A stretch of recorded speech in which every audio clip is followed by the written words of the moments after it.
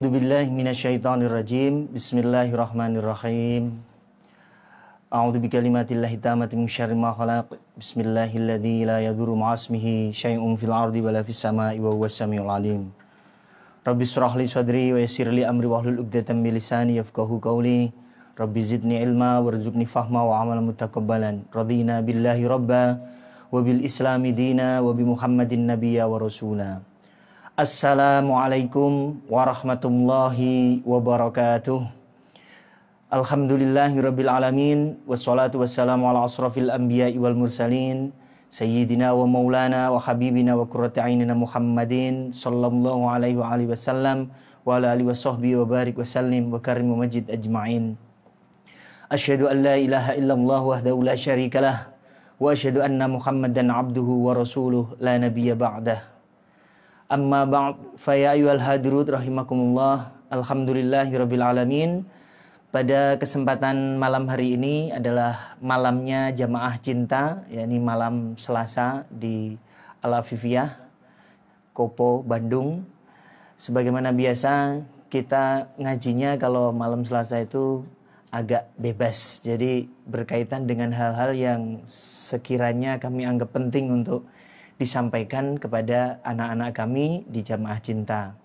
Juga kami ucapkan selamat bergabung juga saudara-saudara kami dari Majelis Taklim Muda-Mudi NU Kota Bandung, saudara-saudara dari Majelis Taklim Kripik Singkong Renyah, dengannya begitu.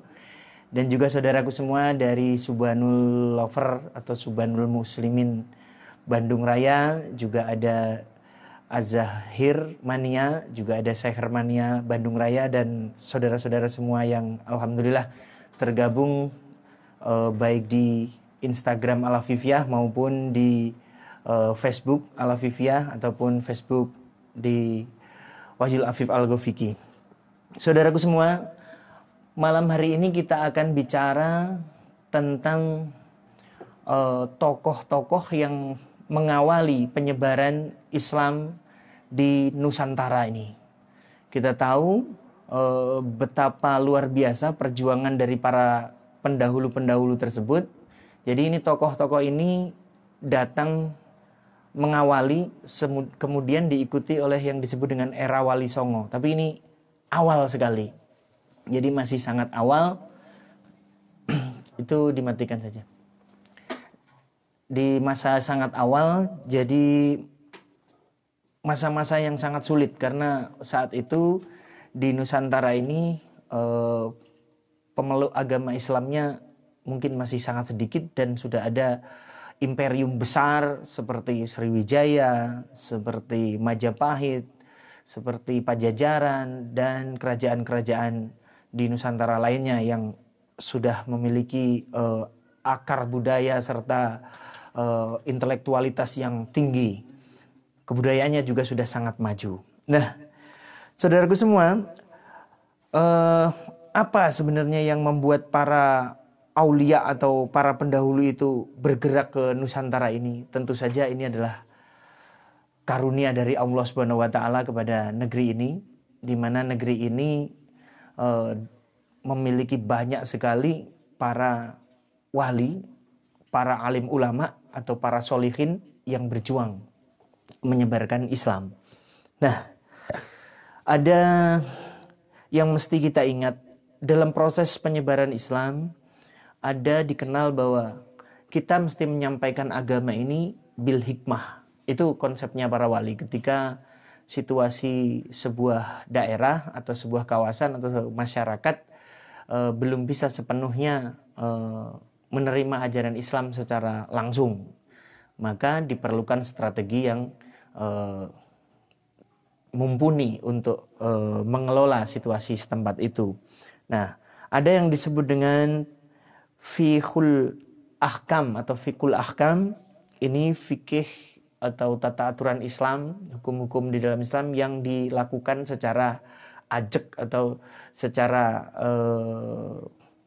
teguh gitu. Itu biasanya akan diberlakukan atau diberikan kepada orang-orang yang sudah mantap dalam berislam. Ini adanya di pesantren-pesantren biasanya atau para Santri-santri, para ulama-ulama biasanya mempergunakan itu. Tapi untuk yang mereka masih belum kuat atau belum teguh imannya, biasanya akan dipakai yang disebut dengan fiqhul dakwah atau fikih yang digunakan dalam berdakwah. Jadi menyesuaikan dengan situasi medan dakwah itu seperti apa.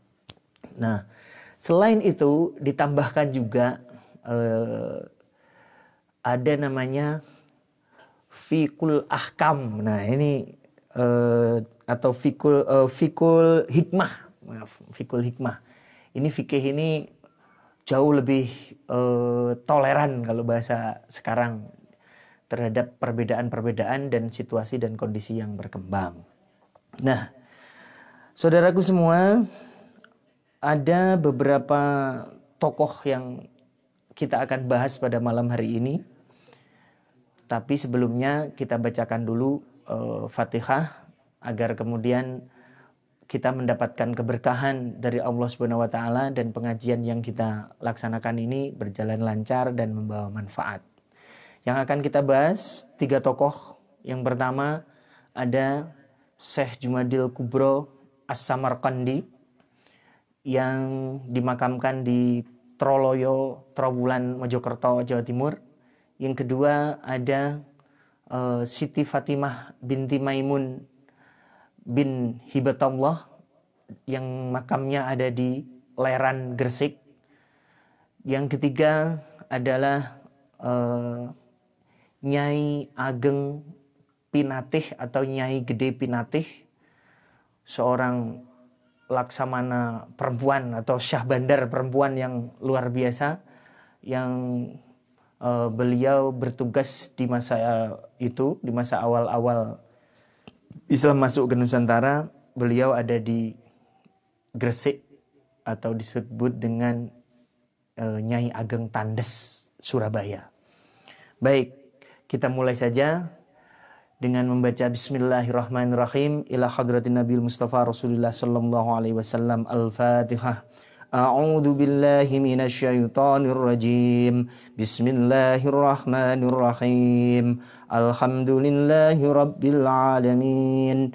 Ar-Rahmanir Rahim. Maliki yaumiddin. Iyyaka na'budu wa iyyaka nasta'in. Ihdinas siratal mustaqim. Siratal ladzina an'amta 'alaihim ghairil maghdubi 'alaihim waladdallin. Amin. Khususan ila ruh Syekh Jumadil Kubro As-Samarqandi wa ala alihi wasahbihi wa usani laru Siti Fatimah binti Maimun wa ala alihi wasahbihi wa usani laru Nyai Ageng Pinatih wa ala alihi wasahbihi. Al-Fatihah. A'udzu billahi minasy syaithanir rajim. Bismillahirrahmanirrahim. Alhamdulillahi rabbil alamin. Ar-Rahmanir Rahim.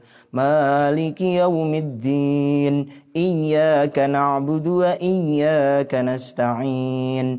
Ihdinas siratal mustaqim. Siratal ladzina an'amta 'alaihim ghairil maghdubi 'alaihim waladdallin. Amin. Usanillah muslimin muslimat mu'minin wal ahya'i minhum wal amwat. Usanillah bildatil Indonesia ya Rahmanir Rahim. Ya dzal jalali wal ikram amitna ala dinil Islam. La haula wala quwata illa billahil aliyil azim. Barakati suratil Fatihah. A'udzu billahi minasy syaithanir rajim. Bismillahirrahmanirrahim. Alhamdulillahi rabbil alamin. Ar-Rahmanir Rahim. Maliki yaumiddin. Iyyaka na'budu wa iyyaka nasta'in. Ihdinas siratal mustaqim. Siratal ladzina an'amta 'alaihim ghairil maghdubi 'alaihim waladdallin. Amin. Amma ba'du, fa ya ayyuhal hadirin rahimakumullah. Alhamdulillahirabbil alamin. Baik, Kita akan mulai dari seorang yang sangat luar biasa, disebut sebagai punjer para wali. Karena ternyata dari satu orang ini kemudian berkembang dakwah di Nusantara dari hampir seluruh wali Songo khususnya, itu semua memiliki ikatan kekerabatan dengan tokoh, ya anaknya, cucunya ataupun saudara-saudaranya. Beliau adalah Syekh Jumadil Kubro As-Samarkandi. Nah, ini dimakamkan di Troloyo, di desa namanya Sentono Rejo, di Astana di sana, di Kecamatan Trowulan, Mojokerto. Dia sekitar abad 14 ya. Dan keantikannya, makam beliau ini berada di tengah-tengah makam komplek makam Hindu Buddha. Jadi ketika itu, ya. Jadi di situs Majapahit di ibu kota negara. Nah, luar biasa.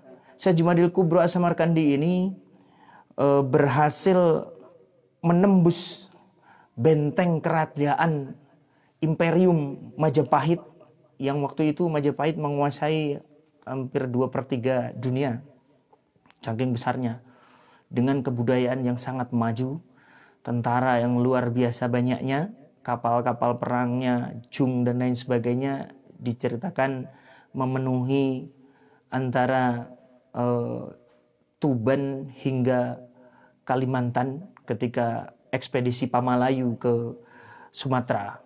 Dan masih banyak lagi kebesaran-kebesaran Majapahit itu. Gimana bangsa Mongol yang pernah mengalahkan negeri-negeri di Asia, sebagian Eropa dan juga di sekitar ini ya, Jazirah Arab, ternyata pernah dipukul mundur oleh kerajaan Majapahit ini di awal berdirinya. Ini sangat luar biasa sebenarnya, ini kerajaan ini. Nah, dalam buku Live in Java 1864, jadi luas makam atau komplek pemakaman Troloyo itu 1,5 hektar diceritakan, termasuk makam terbesar, komplek makam terbesar di masa itu. Jadi teman-teman yang belum pernah ke Trowulan, saya sarankan untuk melakukan ziarah ke makam Syekh Jumadil Kubro di Troloyo itu, karena ini penting sekali agar kita tidak gampang untuk menyalah-nyalahkan apa yang terjadi hari ini, amaliyah-amaliyah kaum muslimin di Indonesia saat ini, karena kita mengetahui bagaimana perjuangan para pendahulu-pendahulu dalam menyebarkan Islam di bumi Nusantara ini. Nah, Syekh Jumadil Kubro ini sebenarnya namanya adalah Syekh Jamaluddin Al-Husain Al-Akbar, atau Sayyid Husain Jumadil Kubro. Nah, beliau asalnya dari Samarkand, daerah Samarkand di Uzbekistan di Asia Tengah. Beliau adalah keturunan ke-10 dari Sayyidina Husain, cucu Rasulullah SAW. Jadi garisnya sampai kepada beliau. Nah, sangat luar biasa beliau ini. Ada hal yang menurut saya cukup kontroversial ya. Beliau dalam catatan-catatan yang saya temukan dilahirkan tahun 1349 Masehi. Nah, kemudian catatan wafatnya sekitar 1376 Masehi ke sana. Tapi ini perlu diteliti kembali. Saking sedikitnya literatur-literatur yang menjelaskan secara gamblang tentang para penyebar-penyebar Islam di masa lalu, apalagi nama Syekh Jumadil Kubro ini atau Jamaluddin Husain Al-Akbar ini. Nah, kaum muslimin berhutang besar pada beliau, tetapi sangat jarang yang mencoba untuk mencari tahu tentang kiprah perjuangannya. Nah, beliau ini ayahnya namanya Sayyid Zainul Husain. Subhanallah. Jadi seorang yang sudah memiliki ketinggian yang luar biasa dalam ilmu agama. Beliau belajar pada ayahnya, kemudian juga melanglang buana ke Nusantara Setelah sebelumnya beliau nyantri kalau bahasa kita ke Maroko, Samarkand, bahkan ke Kelantan di Malaysia, kemudian ke Nusantara ini, ke Jawa di masa Majapahit, dan juga diceritakan hingga ke daerah Goa di Sulawesi. Juga ada makamnya di sana atau petilasannya. Ada beberapa sebenarnya. Di Jawa Tengah juga ada di sekitar Merapi itu. Nah, tetapi yang saya tahu yang menurut hati saya pas itu ya yang di Troloyo itu. Nah, beliau ini ketika berdakwah dibantu oleh seorang tumenggung yang bernama Tumenggung Satim Singomoyo, seorang punggawa kerajaan Majapahit. Jadi karena sukses dalam dakwahnya, beliau sangat terhormat, dekat dengan para bangsawan-bangsawan Majapahit, sehingga makamnya pun ada di komplek pemakaman para bangsawan atau para raja Majapahit. Di sekitar makamnya Syekh Jumadil Kubro itu ada makamnya Ratu Kencana Wungu. Terus juga ada beberapa patih-patih dan juga para punggawa-punggawa kerajaan yang lainnya. Nah, saudaraku semua, kalau kita merunut tentang garis keturunan dari Syekh Jamaluddin Al-Husain Al-Akbar ini, beliau ini nyambung ke Rasulullah SAW, yakni dari jalur Siti Fatimah Zahra dan Ali bin Abi Thalib, jalurnya Sayyidina Husain. Ketika Sayyidina Husain bersama keluarganya syahid di Padang Karbala, ada satu orang putra beliau yang selamat, yakni Sayyid Ali Zainal Abidin. Kemudian Sayyid Ali Zainal Abidin ini menjadi mantunya seorang raja dari Persia yang sudah masuk Islam, Rustam.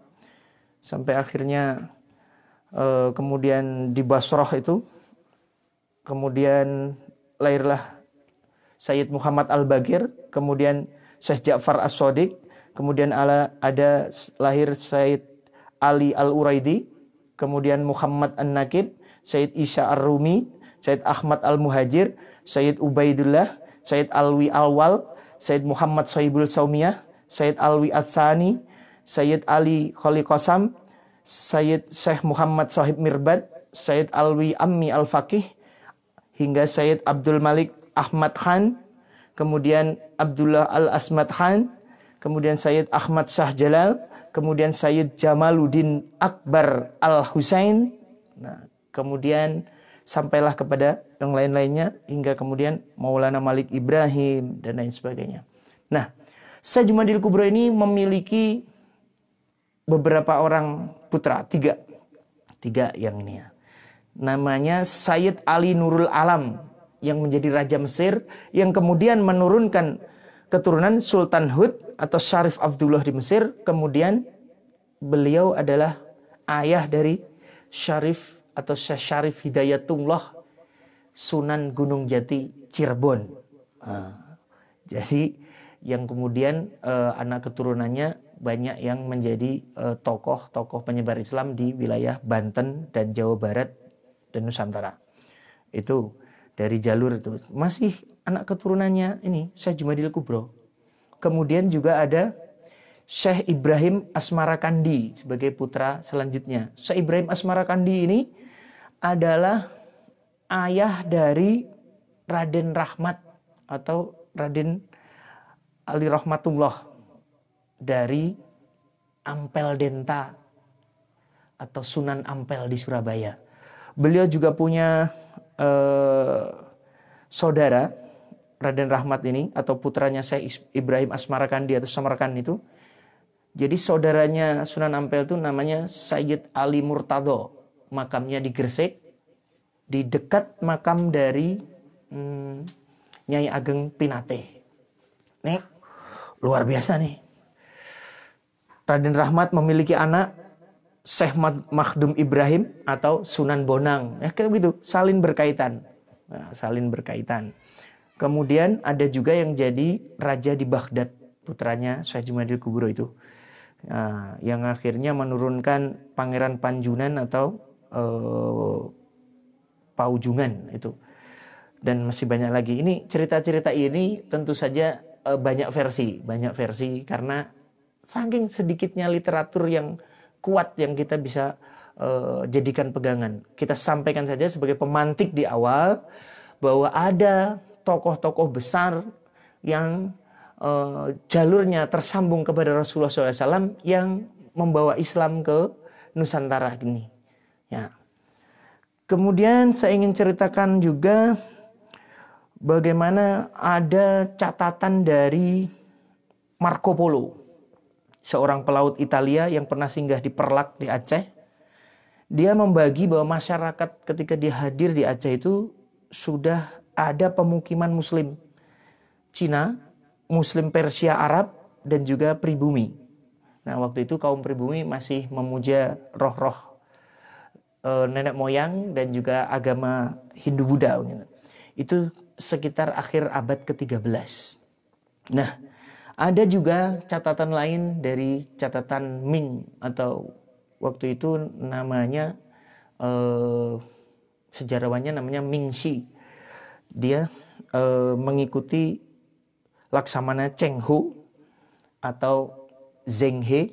Nah, ada Mahuan di dalamnya yang 7 kali melakukan muhibah atau kunjungan ke selatan atau ke wilayah Nusantara ini, khususnya melewati Laut Cina Selatan hingga ke wilayah Palembang, Semarang dan sekitarnya. Nah, sampai ke Surabaya tentu saja. Nah, beliau ini adalah Haji Mahuan dan Cenggo ini seorang Muslim, ya, Muslim Cina. Waktu itu Kaisar Cina ada yang Islam, namanya Kaisar Yunlao ketika itu.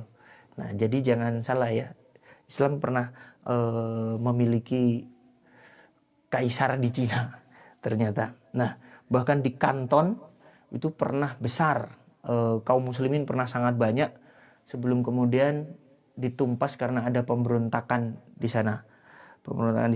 Jadi sekitar Kanton waktu itu sudah banyak kaum muslimin. Nah, saudaraku semua juga perlu ketahui bahwa ketika awal-awal para penyebar-penyebar Islam itu ke Indonesia, ini juga melibatkan kerajaan-kerajaan besar di tanah Arab dan Persia, Rum, juga Turki dan sekitarnya ya waktu itu. Jadi kalau Syekh Jamaluddin atau Syekh Jumadil Kubro ini, kenapa beliau pergi dari Azerbaijan untuk menyebarkan agama Islam? Luar biasa.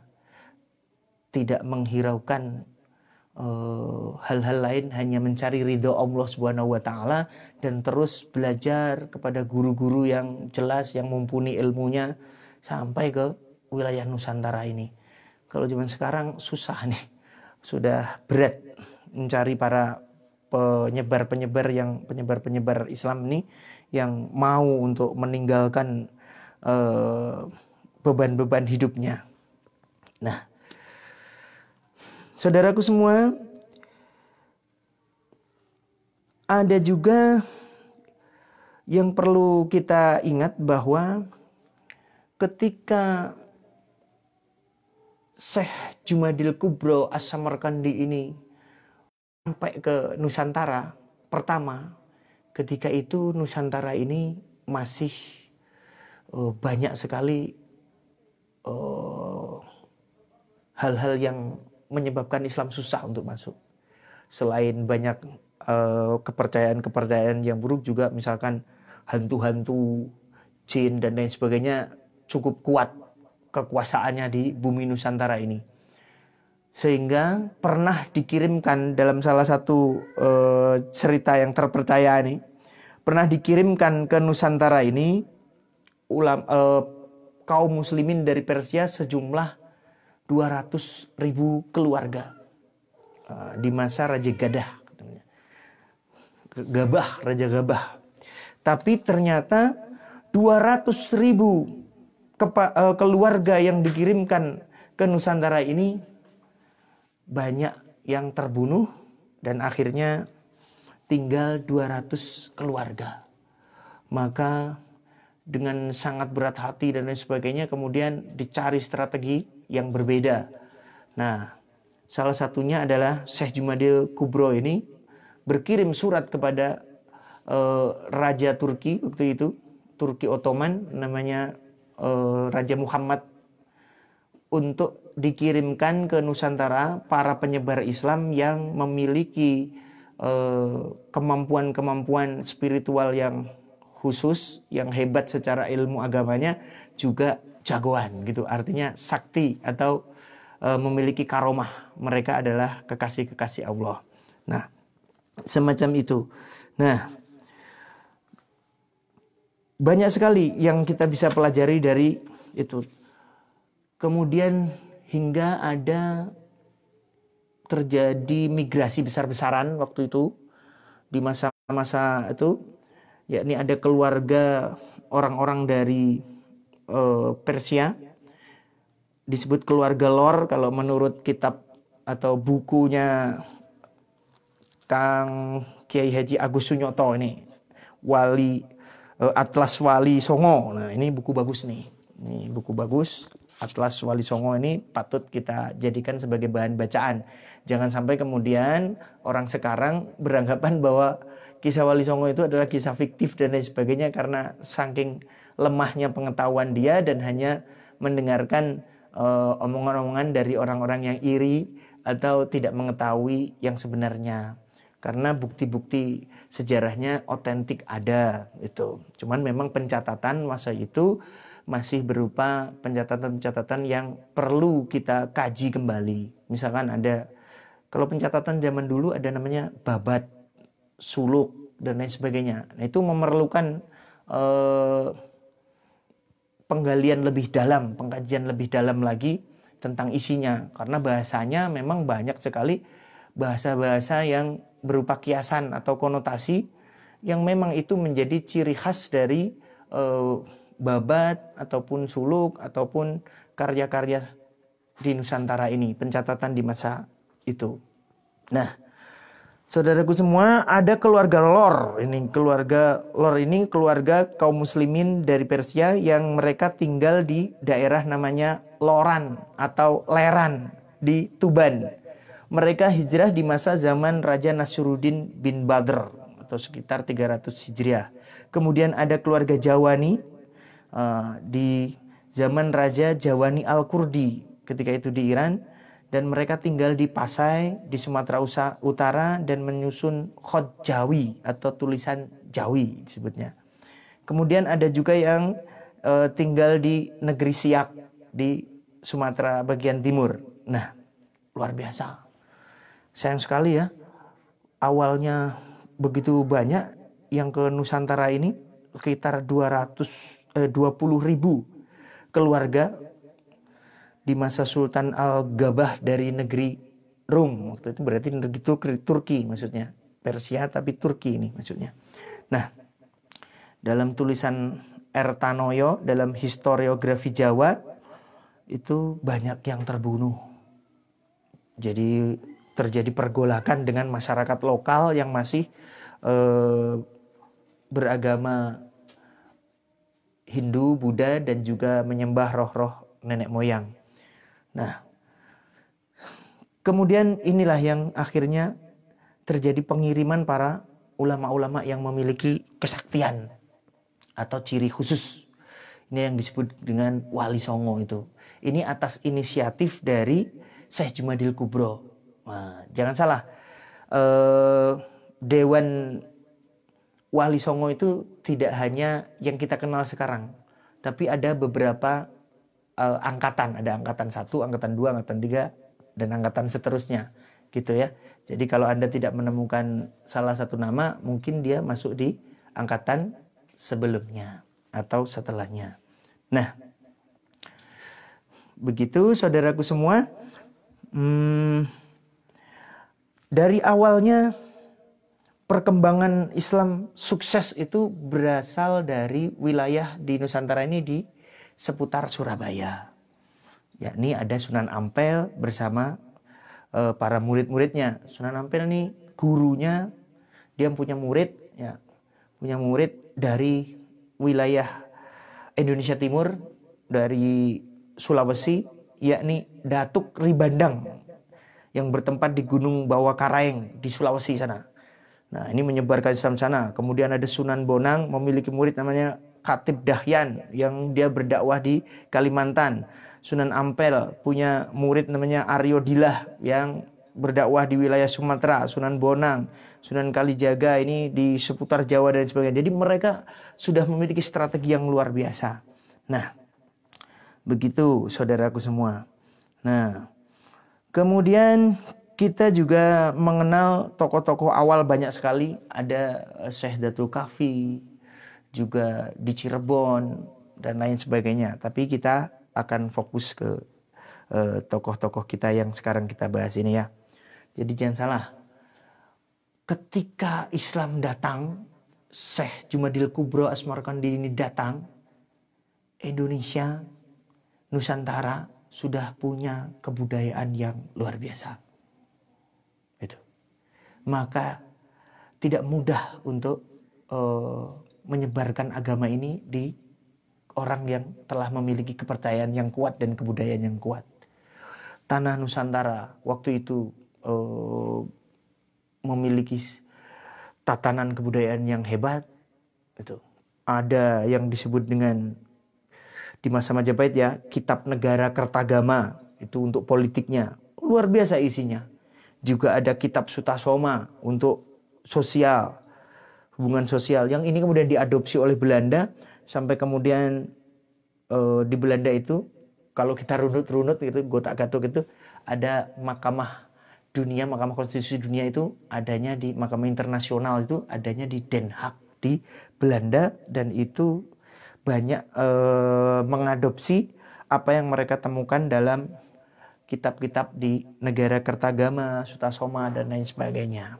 Nah, itu juga kita mengenal ketika itu ada kasta-kasta di dalam agama Hindu dan juga di Majapahit.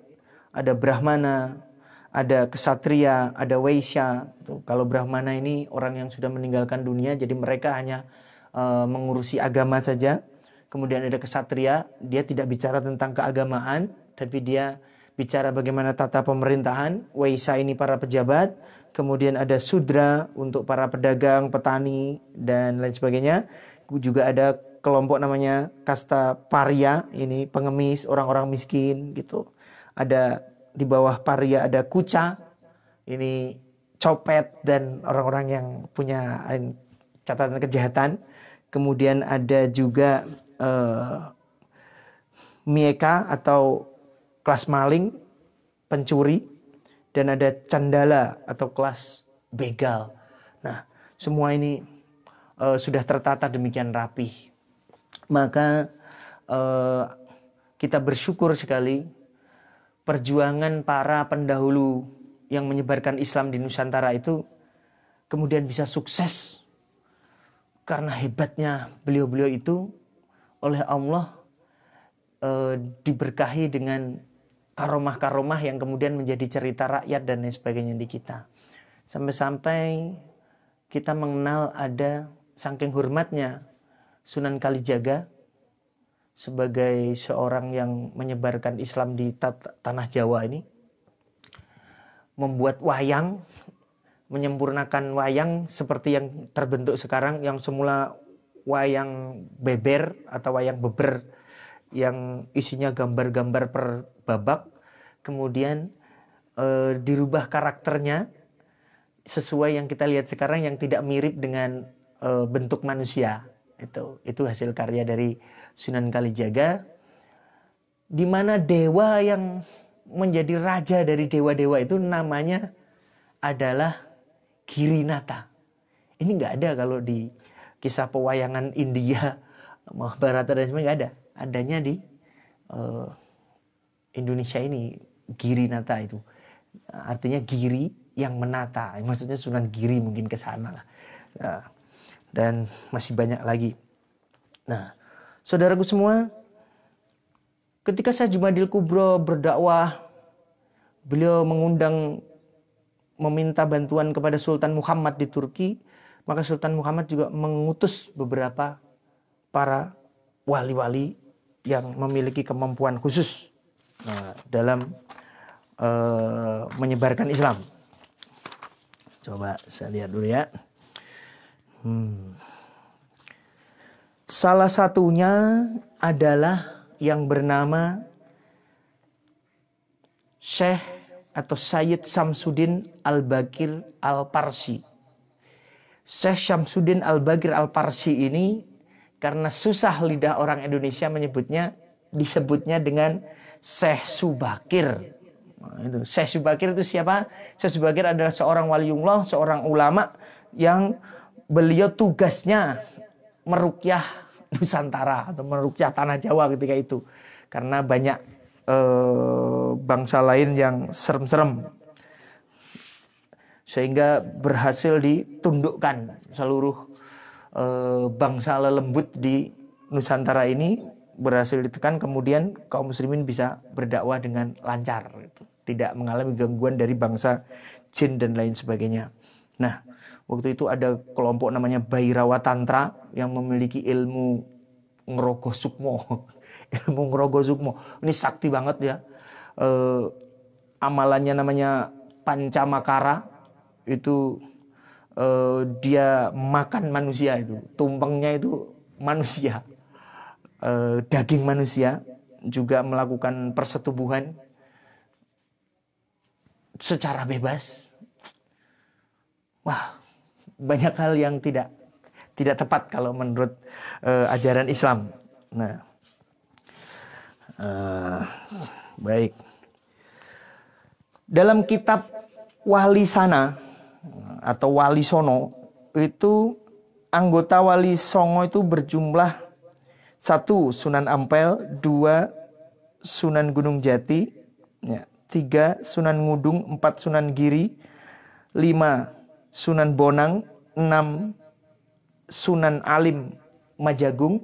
Ini adalah saudara dari Raden Rahmat atau Sunan Ampel yang ketika ke Nusantara. Sunan Ampel ini dari Campa, ketika berlayar ke Nusantara, ini rombongan kedua berarti. Setelah rombongan pertama adalah rombongannya Syekh Jumadil Kubro. Nah, ini rombongan yang selanjutnya. Ini ada Syekh Ali Rahmatullah atau Raden Rahmat, kemudian ada itu tadi Sunan Alim Majagung ini atau Abu Hurairah, terus kemudian ada Syekh Ali Murtado atau yang bergelar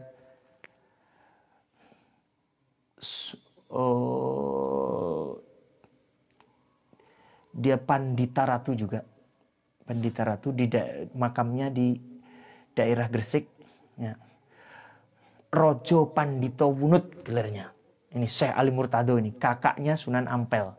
Nah, bedanya kalau Sunan Ampel beliau bergerak di wilayah dakwah menjadi guru spiritual dan juga tata negara. Nah, jadi jangan salah, para wali ketika nyampe ke Nusantara ini mereka memberikan banyak sekali polesan-polesan dan juga karya-karya yang luar biasa bagi perkembangan masyarakat. Salah satunya adalah Sunan Ampel yang beliau membuat satu tempat untuk belajar bagi para pembesar-pembesar Majapahit. Karena waktu itu telah terjadi perang, namanya Perang Parekrek atau Perang Paregreg, di mana di situ banyak orang-orang pinter yang gugur, akhirnya butuh belajar tentang tata negara. Nah, belajarnya kepada Sunan Ampel atau Raden Rahmat ini di Surabaya, di Ampel Denta. Nah, jadi kalau Raden Ali atau Ali Murtado atau Raja Pandito Wunut ini, kakaknya, beliau bergerak di perdagangan. Nah, beliau ini menjadi punggawa kerajaan Majapahit. Jadi supaya kemudian berjalan lancar dakwahnya. Jadi ada yang di dalam, ada yang gerak ngurusin pesantren, ada yang nyariin keuangannya untuk pembiayaan dan lain sebagainya. Itu seperti itu. Nah, juga ada namanya Sunan Bungkul, Sunan Bungkul. Nanti kita akan ceritakan waktu kita menceritakan tentang Nyai Ageng Pinate, ya. Semacam itu. Nah, baik saudaraku semua, saya ingin kita membahas sedikit tentang Syekh Syamsuddin Al-Bakir Al-Parsi atau Syekh Subakir ini. Beliau adalah orang yang ditugaskan oleh kelompok wali tadi untuk meruqyah Nusantara.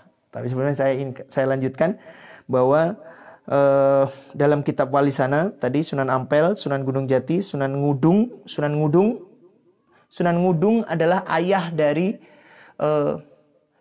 Syekh Sunan Ngudung itu ayahnya Sunan Kudus.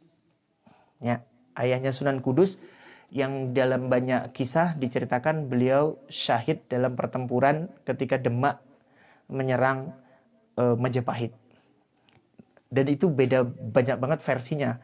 Banyak banget versinya ketika Demak menyerang Majapahit itu banyak versinya.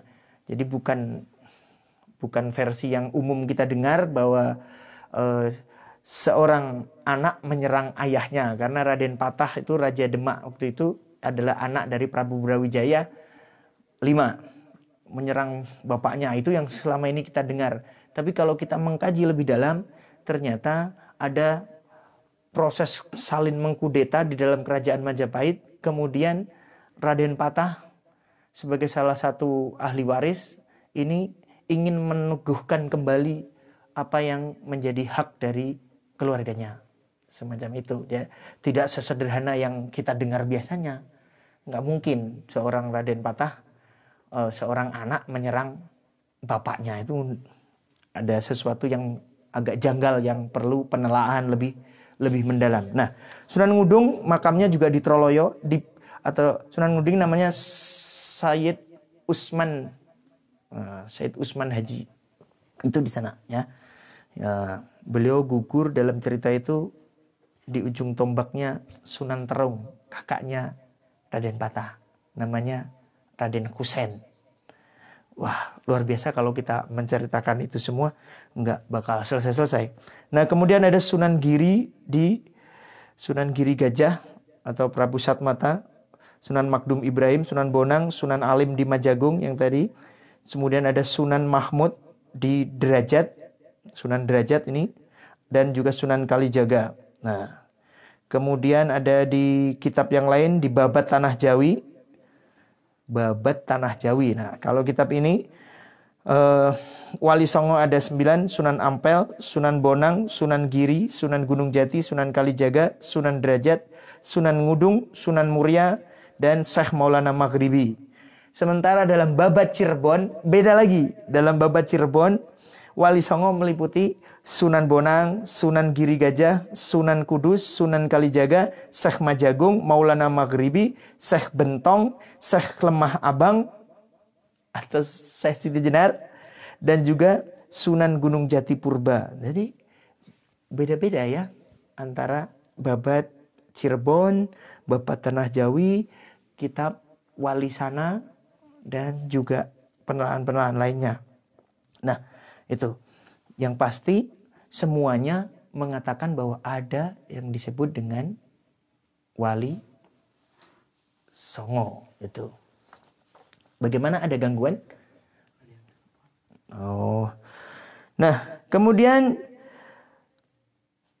kita juga mengenal ada yang disebut dengan yang saya ungkapkan di awal tadi, karena saking banyaknya, Sayyid Syamsuddin Al-Bakir Al-Parsi atau Syekh Subakir ini. Masya Allah. Ini dalam kitab Suluk Linglung. Suluk Linglung itu adalah kitab yang menceritakan tentang perjalanan spiritualnya Sunan Kalijaga. Ketika itu Sunan Kalijaga dalam perjalanan spiritualnya sebenarnya bertemu dengan Nabiullah Khidir alaihi salam ceritanya. Nah, ini disusun ulang oleh Sunan Kalijaga dalam bentuk kisah namanya Dewa Ruci. Dewa Ruci yang ada jimat, jamus, kalimasada dan lain sebagainya kayak gitu. Nah, yang belum pernah nonton wayang yang judulnya Jamus Kalimasada ataupun Dewa Ruci, Anda harus menambah referensi Anda dengan segera menontonnya itu, atau mencari bacaan tentang hal tersebut. Jangan sampai kita orang Indonesia nggak ngerti apa-apa, cuman tahu namanya atau bahkan nggak tahu namanya bagi anak muda sekarang tentang perjuangan dari para pendahulu-pendahulu bangsanya. Masya Allah. Nah, Syekh Subakir ada di beberapa tempat ininya.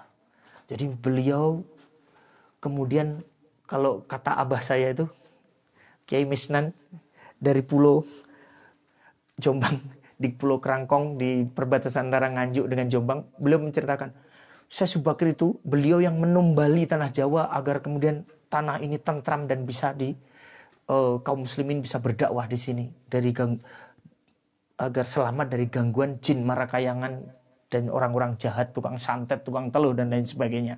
Dan memang benar itu. Jadi yang ditanam itu apa? Yang dipakai untuk menumbali tanah Jawa itu. Wah, ternyata adalah Al-Quranul Karim.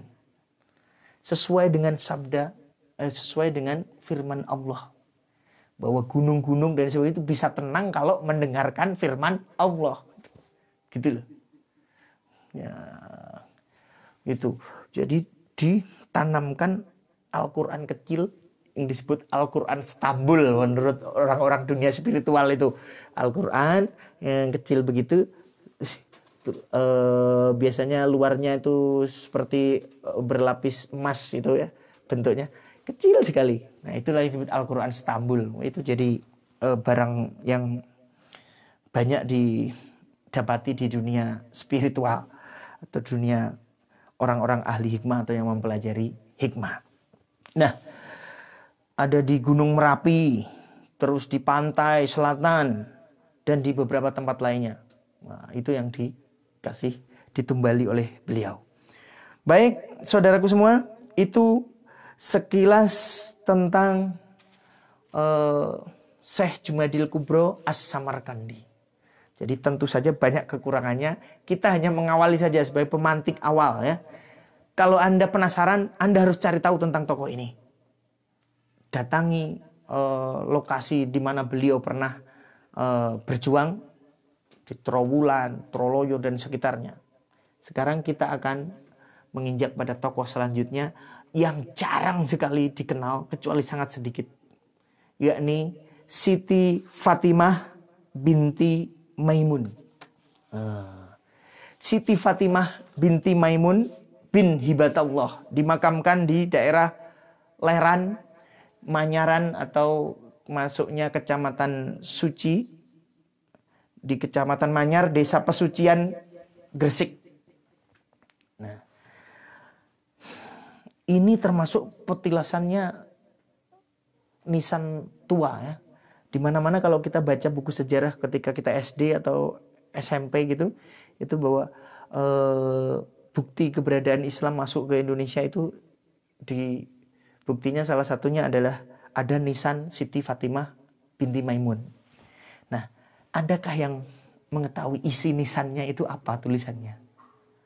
Tulisannya luar biasa. Alhamdulillah, saya ketika berziarah ke sana di pinggir laut Leran itu, di pinggir laut dari kalau Gresik itu dari Surabaya ke arah Gresik turun di tol Manyar, terus kemudian kita itu ada di pinggir jalan ada tulisannya sampaikanlah walaupun satu ayat. Nah, itu masuk, berarti itu tanda masuk ke wilayah Desa Leran. Pas nyampe sana saya terkejut sekali, makamnya Siti Fatimah binti Maimun itu kayak candi, tertutup. Jadi di dalam candi, dan di sekitarnya banyak sekali makam kaum muslimin, tapi dari beda masa itu, yakni di masanya Syekh Malik Ibrahim atau Maulana Malik Ibrahim Kaki Bantal disebutnya, termasuk Dewan Wali Songo yang awal. Nah, Syekh Maulana Malik Ibrahim ini sangat menghormati pendahulunya yang bernama Siti Fatimah binti Maimun, sehingga beliau kalau ada memakamkan murid-muridnya atau santri-santrinya, semuanya pengen dimakamkan di dekatnya Siti Fatimah binti Maimun di Leran itu. Siapa sebenarnya Siti Fatimah binti Maimun ini? Saya dapatkan kisah ini dari orang-orang di sekitar sana, juga dari abah saya sebagai guru saya. Kiai Misnan mengatakan bahwa Siti Fatimah binti Maimun ini awalnya adalah orang yang mau menikah dengan Raja Majapahit karena Raja Majapahitnya mau masuk Islam. Ternyata ketika sudah nyampe ke Majapahit, ternyata Raja Majapahit itu tidak jadi masuk Islam, tidak mau. Maka kemudian Siti Fatimah binti Maimun tidak kembali ke negerinya. Beliau awalnya dari mana? Beliau asalnya dari negeri Champa atau Cempa. Ada dua versi. Negeri Champa yang pertama ini di daerah Kamboja. Versi yang lain, Champa itu adalah dari kata Jempa atau negeri Jempa di wilayah Aceh, daerah Perlak sana. Nah, tapi yang umum memang di Kamboja. Nah, beliau tidak jadi kembali ke sana. Malu mungkin ya, atau belum berhasil dakwahnya, masa mau kembali ke sana. Akhirnya beliau tinggal di pinggir laut di Leran, mendirikan perkampungan bersama dengan para punggawa-punggawa yang mengikutinya dari Champa itu. Nah, kemudian sampai di situ berdakwah dan lain sebagainya hingga meninggalnya. Itu. Nah, subhanallah. Tulisan di makam Siti Fatimah binti Maimun itu saya bacakan. Bismillahirrahmanirrahim. Kullu man 'alaiha fan. Kullu man 'alaiha fan. Kullu man 'alaiha fan. Wa yabqa wajhu rabbika dzul jalali wal ikram. Hadza qabru Sayyidah Fatimah binti Maimun bin Hibatamullah. Tawfiyat fi yaumi al-jumu'ah min Rajab. Wa fi sanati khamsatin wa tis'ina wa arba'ati mi'atin ila rahmatallah. Sadaqallahul azim wa rasulihil karim. Yang dalam terjemahan bebasnya, dengan nama Allah yang Maha Pengasih dan Penyayang. Ini surat Ar-Rahman ayat 55. Kullu man 'alaiha fan. Tiap-tiap makhluk yang hidup di atas bumi ini adalah bersifat fana atau pasti akan mati atau pasti akan berubah. Tetapi wayabqa wajhu rabbika dzul jalali wal ikram, tetapi wajah Tuhanmu yang bersemarak, yang semarak dan gemilang itu tetap ada pada kekekalannya. Jadi saya ulang ya. Kullu man 'alaiha fan, kullu man 'alaiha fan, gitu. Tiap-tiap makhluk yang hidup di atas bumi ini adalah bersifat fana. Wa yabqa wajhu rabbika dzul jalali wal ikram, tetapi wajah Tuhanmu yang bersemarak dan gemilang tetap kekal abadi. Inilah kuburan wanita yang syahid atau seorang pemimpin perempuan bernama Fatimah binti Maimun, putra Hibatamullah, yang berpulang pada hari Jumat ketika 7 hari sudah lewat di dalam bulan Rajab pada tahun 475 Hijriah, yang menjadi kesayangannya, kemurahan Tuhannya, yakni Allah Subhanahu wa taala yang Maha Tinggi beserta Rasulnya yang mulia.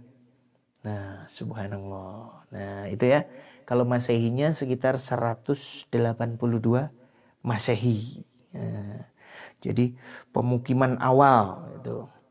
Beliau ini juga di dekat desa Leran itu. Kalau Leran ini orang-orang dari Persia, dikatakan yang bermukim misalnya banyak dari Persia, ada juga yang berasal dari Champa dan juga ada yang dari Rum. Makanya ada kampung di situ namanya Kampung Rum atau Roma di dekat Leran itu. Nah, luar biasa. Nah, juga terdapat selain makam dari Siti Fatimah binti Maimun, ada satu petilasan atau makam kuno yang lain yang menunjukkan Islam sudah datang sejak zaman dahulu kala di Nusantara. Nih, bahkan lebih tua lagi nih diperkirakan ya.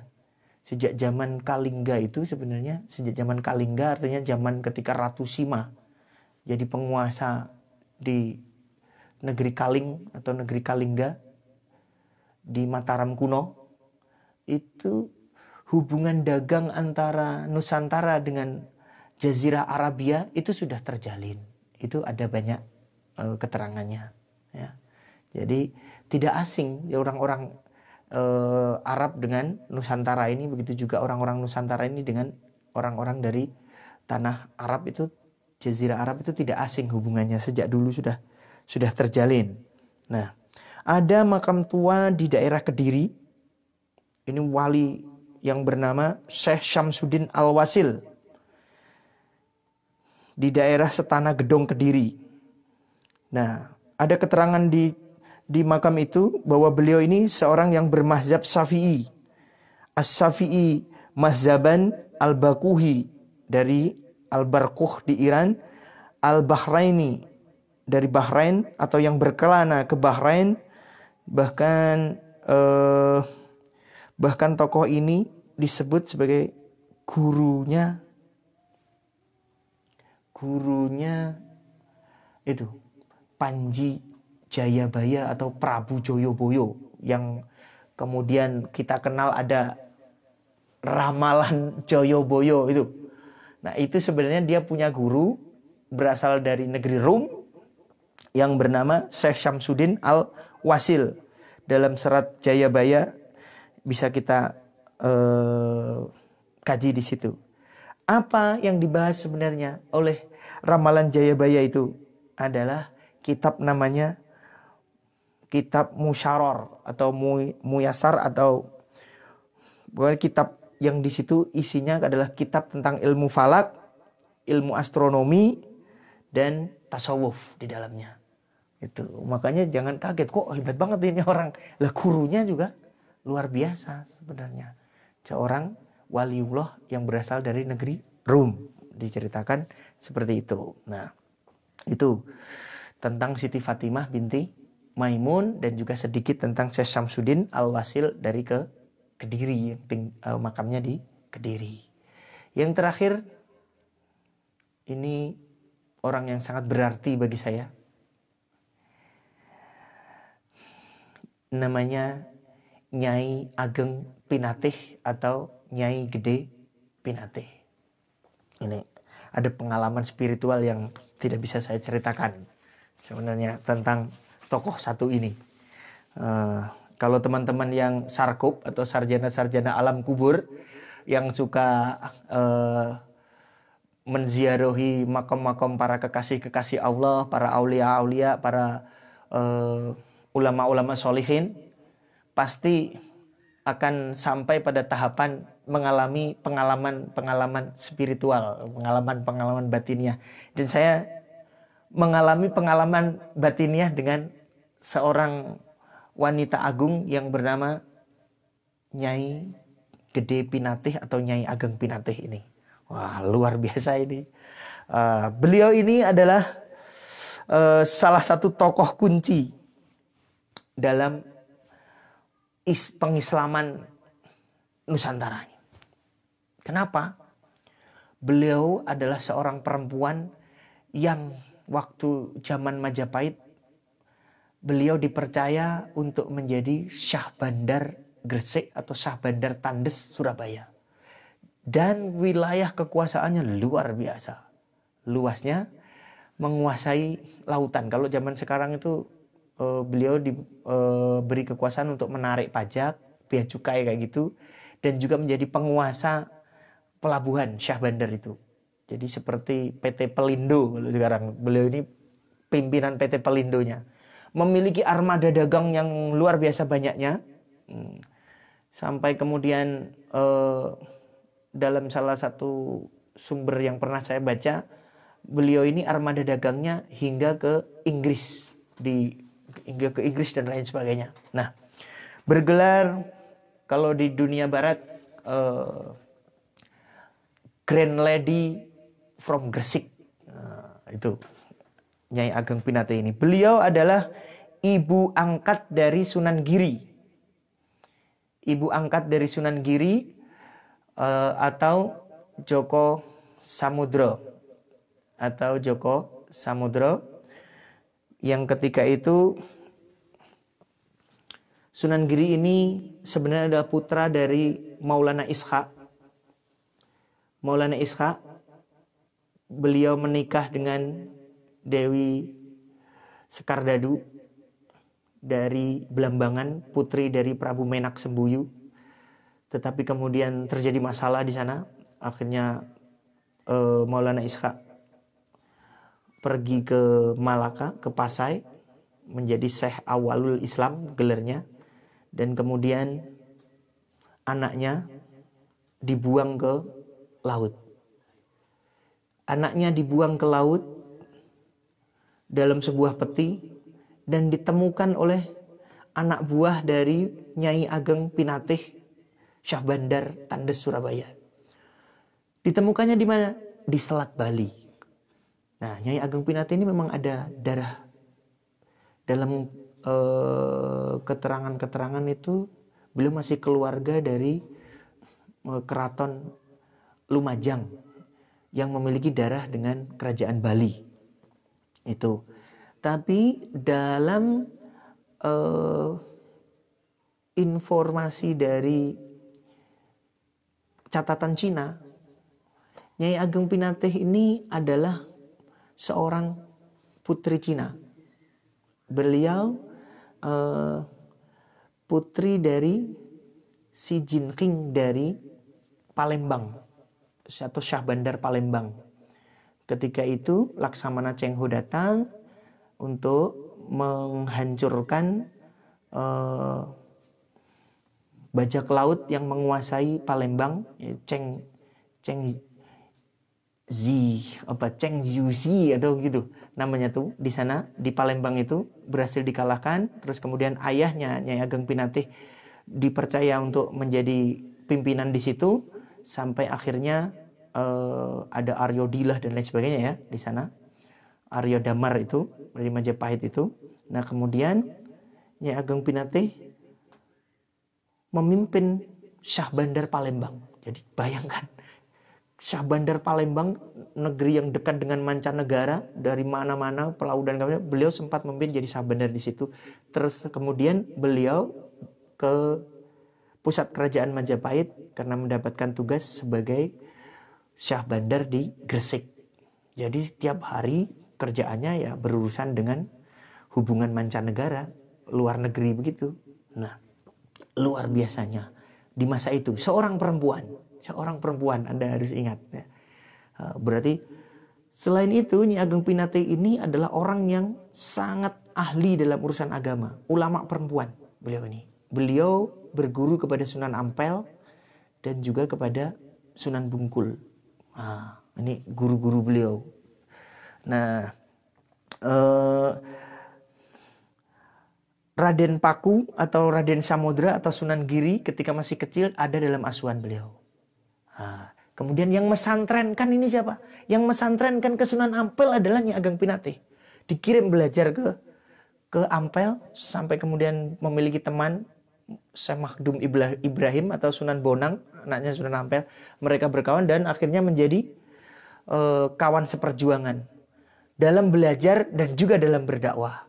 Mereka belajar ke Pasai sampai kemudian ke luar negeri dan lain sebagainya bersama-sama. Nah, itu luar biasanya ya. Sampai bertemu dengan ayahnya dan bergelar Sunan Giri bergelar Prabu Satmata. Prabu Satmata dari Giri Kedaton. Sangat mencengangkan kisahnya tentang Giri Kedaton ini. Nah, nanti kita akan bahas secara khusus tentang Wali Songo supaya perjalanan lebih ini. Yang jelas bahwa Nyai Ageng Pinatih ini adalah orang yang dia ahli dalam ekonomi dan juga ahli dalam agama.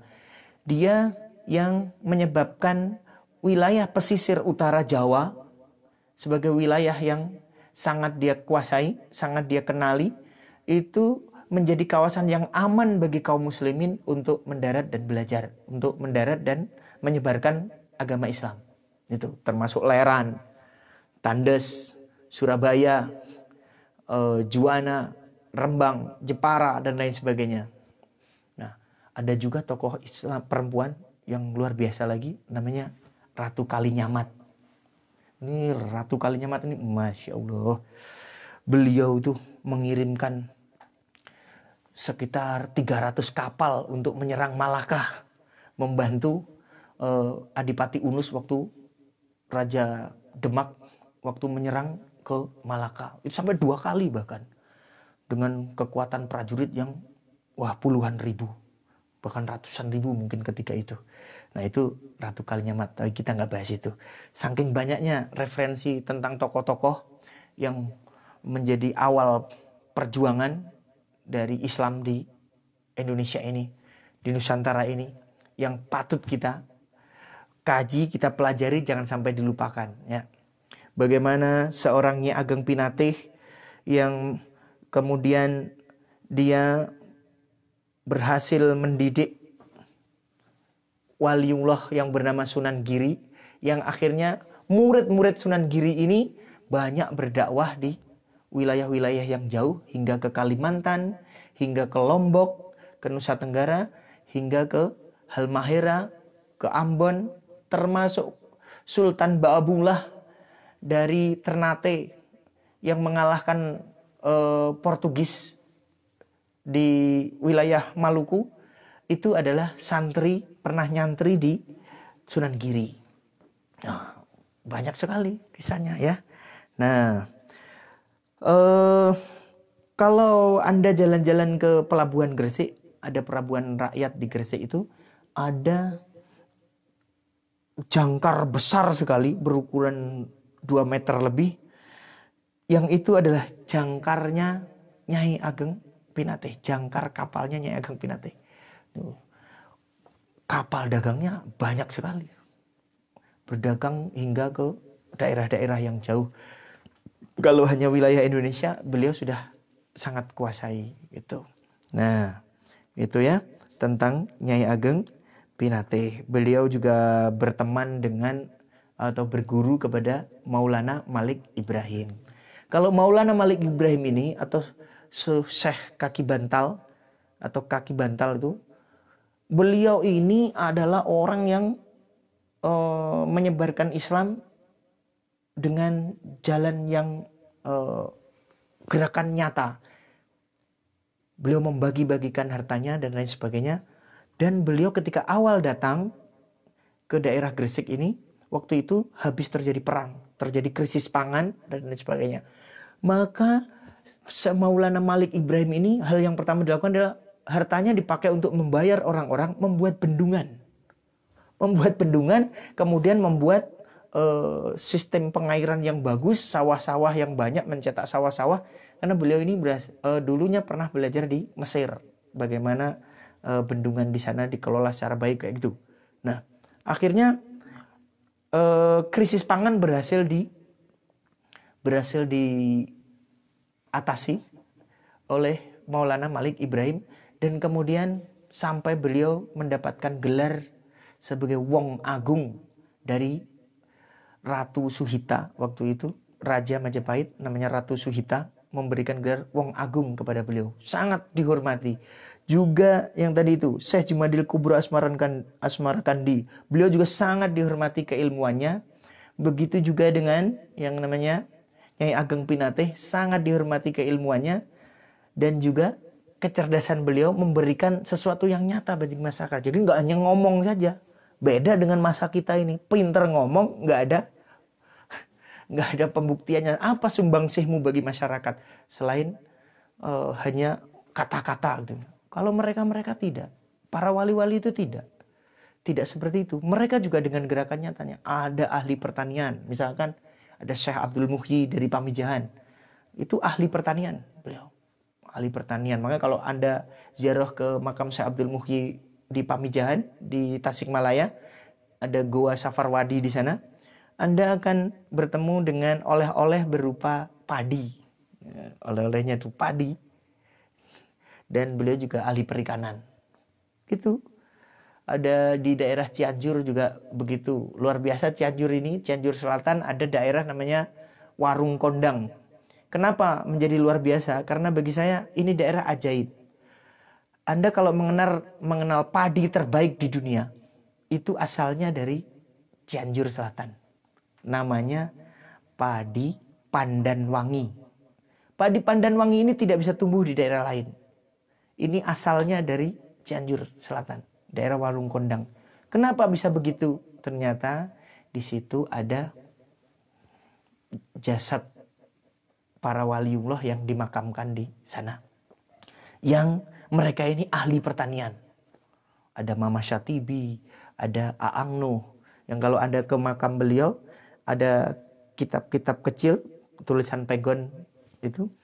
Di situ kalau kita baca adalah tulisannya itu cara menanam padi yang baik, cara beternak ikan yang baik, seperti itu. Jadi nyata, real karyanya. Nggak seperti saat ini kita sibuk urusan apakah kalau sujud itu yang turun dengkulnya duluan atau tangannya duluan. Nah ini kan perdebatannya itu kurang cantik lah dibandingkan dengan apa yang dilakukan oleh para ulama-ulama, para wali-wali di masa lalu. Itu perdebatannya itu zaman itu tuh gimana caranya mereka itu kan berasal dari luar negeri banyakannya, tetapi bisa membumi, bisa membuat karya-karya yang berguna bagi masyarakat, ajaran-ajaran yang berguna bagi masyarakat. Contohnya membuat kidung, membuat suluk, membuat apa itu namanya, gending-gending dan lain sebagainya, alat musik, bahkan sampai alat pertanian para wali kita itu. Contohnya apa? Sunan Kalijaga itu adalah orang yang pertama kali membuat alat namanya cangkul. Cangkul itu adalah alat pertanian karyanya Sunan Kalijaga. Anda ke luar negeri sana nggak akan Anda temukan cangkul itu. Gitu loh. Nggak percaya. Di Indonesia ada cangkul, terdiri dari 3 bagian. Yang pertama namanya pacul, itu. Yang pacul itu apa? Pangipetno, barang kang ucul. Jadi kamu harus mengeluarkan semua keburukan-keburukan dari dalam hatimu berkaitan dengan keduniawian dan itu harus kamu lemparkan gitu kayak gitu. Terus kemudian ada namanya bawa itu dan ada namanya doran gitu. Jadi itu semua ada filosofinya, tidak main-main. Sampai kemudian Sunan Kali juga membuat alat pertanian namanya waluku. Itu juga ada filosofinya, nanti kita bahas tersendiri. Wah, luar biasa ya. Jadi ketika para ulama-ulama di zaman dulu bergerak, mereka tidak hanya bicara, tetapi juga memberikan sumbangsih yang nyata pada gerakan-gerakan yang memberikan manfaat di tengah masyarakat.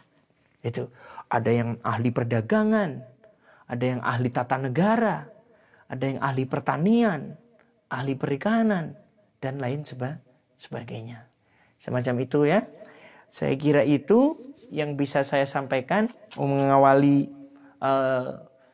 kajian kita malam hari ini. Banyak kekurangannya pasti, banyak hal yang tidak bisa disepakati karena saking minimnya bahan yang ada tentang beliau-beliau ini. Yang pasti semoga ini bisa menjadi satu dokumentasi agar generasi selanjutnya kembali membuka tentang kisah dari perjuangan para pendahulunya. Saya ingatkan yang pertama, makam Syekh Jumadil Kubro ada di Troloyo di Mojokerto, di Trowulan Mojokerto, dekat dari pinggir jalan ke arah Surabaya itu. Makam Siti Fatimah binti Maimun ada di Leran, di daerah Pasucen, di Manyaran, turun di sana. Anda bisa cari, ini ulama-ulama perempuan. Makam Nyai Ageng Pinatih, ini ada di tengah kota, di dekat makamnya Maulana Malik Ibrahim, sekitar 300 meter dari makam Maulana Malik Ibrahim atau dari alun-alun itu. Dan di depannya makamnya Nyai Ageng Pinatih adalah makam kakaknya Sunan Ampel. Siapa? Yakni Raden Ali Murtado. Itu depannya makamnya Nyai Ageng Pinatih. Anda bisa temui di situ yang bergelar Rojo Pendeta Wunut. Ini pejuang-pejuang di masa lalu ya.